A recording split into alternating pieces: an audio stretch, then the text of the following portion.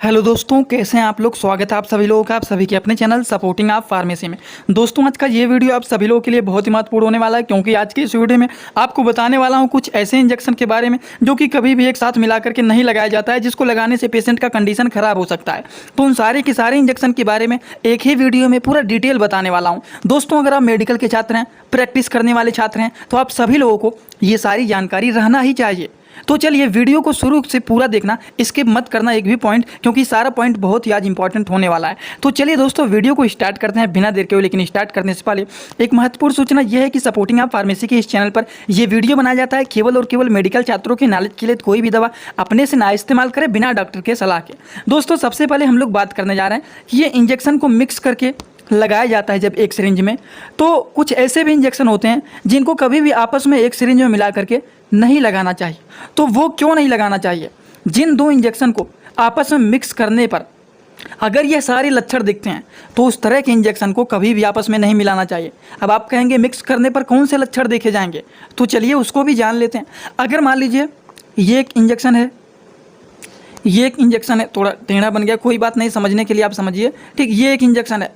अगर मान लीजिए ये दोनों को आपस में मिलाया, इसका कलर डिस्कलर हो गया, या फिर इसका विस्कोसिटी चेंज हो गया, या फिर प्रेसिपिटेशन हो गया, या फिर ये मिल्की सॉल्यूशन हो गया, या फिर ये सॉलिड हो गया, तो इस तरह के इंजेक्शन को कभी भी आपस में मिला करके नहीं लगाया जाता है। जैसे कि हमें कुछ एग्जाम्पल दीजिए, वैसे हमें नहीं समझ में आ रहा है, तो चलिए एक एक करके सारे एग्जाम्पल को देखते हुए और हर एक चीज़ को हम लोग समझते हुए चलेंगे। लेकिन पहला बात जो जानना चाहिए, यही बात जानना चाहिए कि कभी भी दो इंजेक्शन को जब मिलाते हैं तो उसका अगर कलर डिस्कलर हो जाता है, उसका विस्कोसिटी बदल जाता है, प्रेसिपिटेशन हो जाता है, वो मिल्की सॉल्यूशन हो जाता है, या फिर वो सॉलिड हो जाता है, तो कभी भी इस तरह के इंजेक्शन को आपस में नहीं मिलाना चाहिए। ये तो बेसिक बात है जो कि आपको पता रहना चाहिए। अब जैसे कौन कौन से इंजेक्शन होते हैं तो एग्जाम्पल भी चलिए जान लेते हैं। जैसे कि दोस्तों, सबसे पहला इंजेक्शन, कौन कौन से इंजेक्शन को एक साथ मिला करके नहीं लगाया जाता है, तो सबसे पहला जो इंजेक्शन है वह ओंडेनसेट्रान इंजेक्शन। ओंडेनसेट्रान इंजेक्शन जो होता है, जो कि ओंडेम के नाम से फेमस होता है, ये नोजिया एंड वोमिटिंग को ठीक करने का काम करता है। अगर किसी का जी मचला रहा है, अगर किसी को उल्टी हो रहा है, तो उस तरह के पेशेंट को ये दिया जाता है। अब आप कहेंगे क्या इसको हम किसी भी इंजेक्शन में मिला करके दे सकते हैं, तो नहीं दोस्तों, नॉट मिक्स अदर इंजेक्शन, इसको किसी भी अदर इंजेक्शन में मिला करके नहीं लगाया जाता है। और इसका काम क्या होता है ये तो आप लोगों को मैंने बता ही दिया है कि ओंडेनसेट्रान का काम होता है जी मचलाना, उल्टी होना, इन सारी चीज़ों को रोकना। यहाँ पर दो नॉलेज आपको मिलेगा एकदम आसान भाषा में कि कौन कौन से इंजेक्शन को एक साथ नहीं मिलाना है, इसको किसी भी इंजेक्शन के साथ नहीं मिलाना है, ये भी समझ में आ जाएगा। और ये इंजेक्शन का काम क्या है, ये सारी बात भी आपको यहाँ पर समझ में आ जाएगा। तो एक के साथ एक बेनिफिट फ्री जान लीजिए, ठीक। तो पूरा देखना। चलिए दोस्तों, बात करते हैं दूसरे इंजेक्शन के बारे में। दूसरा इंजेक्शन है मल्टीविटामिन इंजेक्शन। मल्टीविटामिन इंजेक्शन को कभी भी दूसरे इंजेक्शन के साथ मिला करके नहीं लगाना है। और एक बात का और भी ध्यान रखना है, अगर किसी भी ड्रिप में मल्टीविटामिन इंजेक्शन लगा हुआ है तो गलती से भी कोई दूसरा अगर डॉक्टर जाता है या फिर कोई दूसरा नर्स जाता है, उस ड्रिप में कोई दूसरा इंजेक्शन ना लगाना पाए, उसको ध्यान देना चाहिए। तो ड्रिप में भी अगर मल्टीविटामिन इंजेक्शन लगा है तो उसमें भी दूसरा इंजेक्शन कोई नहीं लगाना है। समझ गए आप लोग? तो चलिए, ये बात होता है मल्टीविटामिन इंजेक्शन के बारे में। और मल्टीविटामिन इंजेक्शन का काम क्या होता है? शरीर में कमजोरी है, थकान महसूस हो रहा है, तो इन सारी चीज़ों को ठीक करने के लिए मल्टीविटामिन इंजेक्शन को लगाया जाता है। ये बात समझ में आया ना आप लोगों को? तो चलिए दोस्तों, बात करते हैं अगले मेडिसिन के बारे में। अगला जो इंजेक्शन है वह है डायनापार और टेटनस इंजेक्शन, जो कि ये टीटी के नाम से फेमस होता है।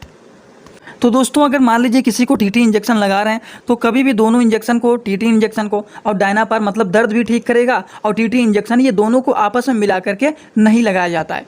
ये भी बात आप लोग याद रखना। तो ये भी बातें हो गई, टिटनेस इंजेक्शन और डायनापार इंजेक्शन को क्या आपस में मिला करके लगा सकते हैं, तो नहीं, इन इंजेक्शनों को आपस में मिला करके नहीं लगाया जाता है। इसी तरह से दोस्तों, चलिए बात करते हैं कुछ और भी इंजेक्शन के बारे में। जैसे कि अगला इंजेक्शन है वह डायनापार के साथ रेनिटिडीन भी नहीं मिला सकते हैं। अब रेनिटिडीन का काम क्या होता है, इसके लिए तो एक फार्मूला याद कर रहा हूँ। जो लोग हमारे फार्मूले वाले वीडियो को देखें उन लोगों को याद होगा, TIDINE। किसी भी दवा के नाम के लास्ट में अगर टिडीन आ जाता है, वो दवाइयाँ गैस की दवाइयाँ होती हैं। जैसे कि एग्जाम्पल दीजिए, रेनिटिडीन, सिमिटिडीन, नाइजाटिडीन, ये बातें याद होगी आप लोगों को। उसी तरह से एक और बताया था प्राजोल के बारे में, PRAZOLE। किसी भी दवा के नाम के लास्ट में प्राजोल आता है, वो भी गैस की दवाइयाँ होती है।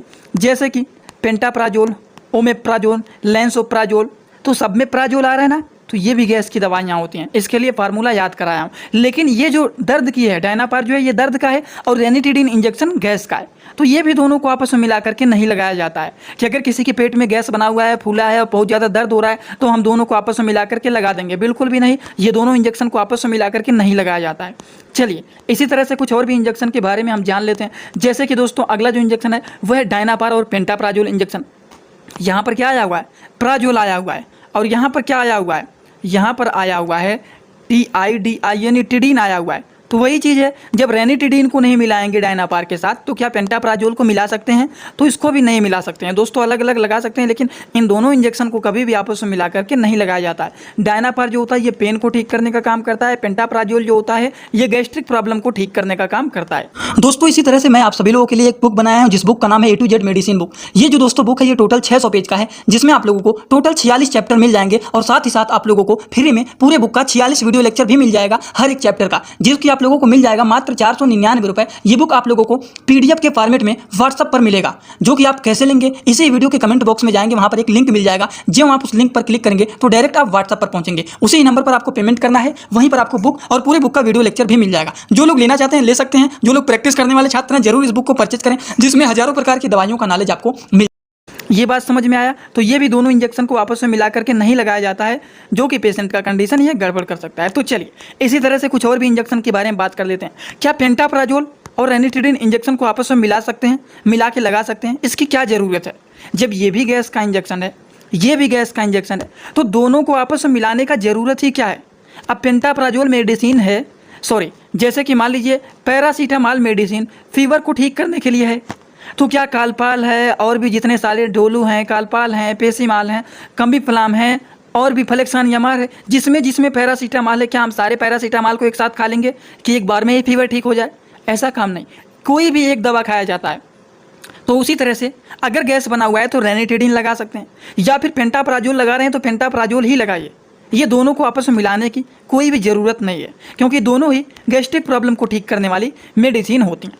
इसी तरह से हम बात करें कुछ और भी इंजेक्शन के बारे में, जैसे कि पेंटाप्राजोल इंजेक्शन, एमाइकासिन इंजेक्शन, दोनों को आपस में मिला करके नहीं लगा सकते हैं।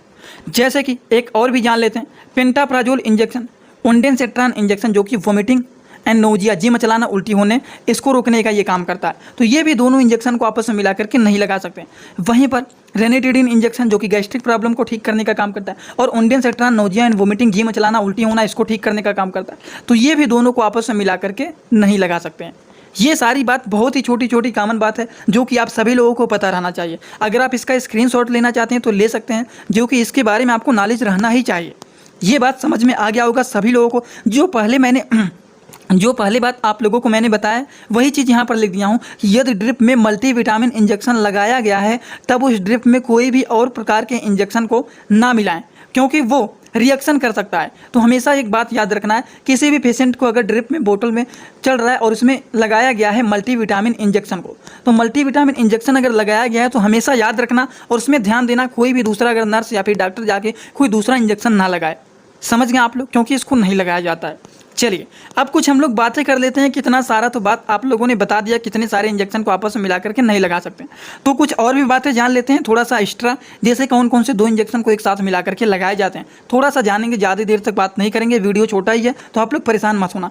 देखिए जो इंजेक्शन को एक साथ सिरिंज में भर के लगाया जाता है उन्हें आप ड्रिप में भी मिला करके लगा सकते हैं। जैसे कि मैंने बताया है कि कोई भी सिरिंज में, ये सिरिंज है मान लीजिए इंजेक्शन का, ठीक, तो कोई भी सिरिंज में अगर दो इंजेक्शन को मिला करके नहीं लगा सकते हैं तो इसको ड्रिप में भी नहीं मिलाएंगे। अगर मल्टीविटामिन इंजेक्शन को ड्रिप में लगाए हैं तो उस ड्रिप में कोई दूसरा इंजेक्शन नहीं लगाएंगे। वैसे ही सेम टू सेम बात है कि अगर आप सिरिंज में मल्टीविटामिन इंजेक्शन को लिए हुए हैं तो कभी भी उस सिरिंज में दूसरा इंजेक्शन एक साथ नहीं मिलाएंगे। तो सेम होता है, अगर ड्रिप में भी दो इंजेक्शन को आपस में मिलाते हैं तो उसको आप सिरिंज में भी मिला सकते हैं। अगर ड्रिप में भी नहीं मिला सकते हैं तो सिरिंज में भी नहीं मिला सकते हैं। ये कॉमन बातें हैं जो कि आपको पता रहना चाहिए।